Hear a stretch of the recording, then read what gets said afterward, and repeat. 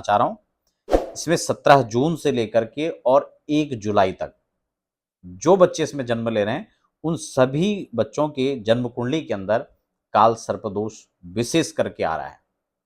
क्योंकि आज तक जो भी लोगों का एक प्रश्न रहता था कि हाँ, बच्चे के कुंडली के अंदर काल सर्पदोष ना हो, मांगलिक ना हो। हालांकि मांगलिक कोई बड़ा इशू नहीं है, लेकिन फिर भी मांगलिक को लेकर भी लोगों का एक रहता है कि नहीं, मांगलिक भी नहीं होना चाहिए बच्चा। क्योंकि जिन लोगों के उसमें मंगल दोष रहता है तो वो लोग बड़े पीड़ित रहते हैं और कई बार उनको लगता है कि सारी समस्या मंगल से ही है, हालांकि वो समस्या का कारण कुछ और भी हो सकता है। खैर, तो विषय पर लौटते हैं। तो जो 1 से लेकर के 17 तारीख से लेकर 17 जून से लेकर और 1 जुलाई तक, खासकर इस मध्य जो अवधि है, क्योंकि जिन बच्चों के जन्म इसी में होना है तो वो तो फाइनल है। डॉक्टर जो है जिनके पास लंबा चांस नहीं है आगे लेने के लिए, तो वो क्या करेंगे, इसी बीच में करेंगे। तो क्या सावधानी आपको रखनी है इसमें, खासकर अभी जैसे मैं अभी जो डेट निकाल करके दे रहा था कुछ क्लाइंटों को, तो मैंने उसमें देखा कि आपका जो बीच का समय है, जैसे कि मान लो हमने उसमें 22 तारीख बताया था, कुछ और भी डेट है मुझे ध्यान नहीं आ रहा है अभी। तो उसमें परिस्थितियां, जैसे कुंभ आपका जो है अभी, जैसे कुंभ में राहु चल रहे हैं और सिंह राशि में केतु है, तो इसी बीच सारे ग्रह हैं, तो ये काल सर्पदोष बन जाएगा। क्योंकि इसी बीच में ही सारे ग्रहों की स्थिति बन रही है और चंद्रमा ही एक ऐसा ग्रह है कि जो भी 2-2.5 दिन में, सवा 2 दिन में जो आगे जो है ट्रांसलेट करेगा।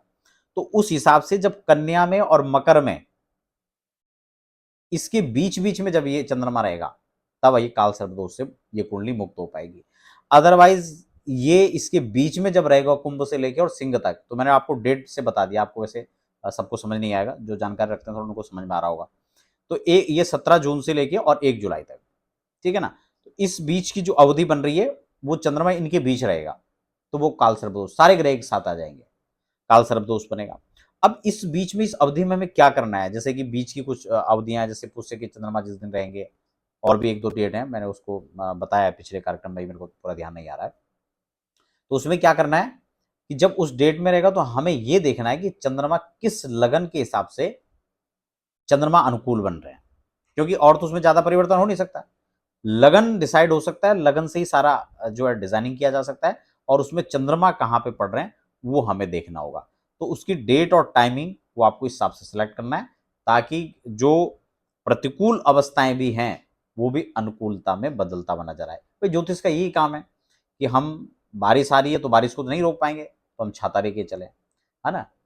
ऐसे रूट को हम चयन करें जिसमें हमें जो है अनुकूलता रहे। तो यही सारी चीजें हमें इस हिसाब से डिजाइन करने हैं, वो डेट जिसमें कम से कम जो प्रतिकूल, जैसे मंगल केतु का प्रभाव अभी अभी रहेगा ही, जिन बच्चों के जन्म होंगे उनमें ये सब योग आएगा। तो अब इसमें जो है मान लो मीन राशि में शनि आ जाएंगे तो शनि चंद्रमा का भी एक खराब दोष बन जाएगा।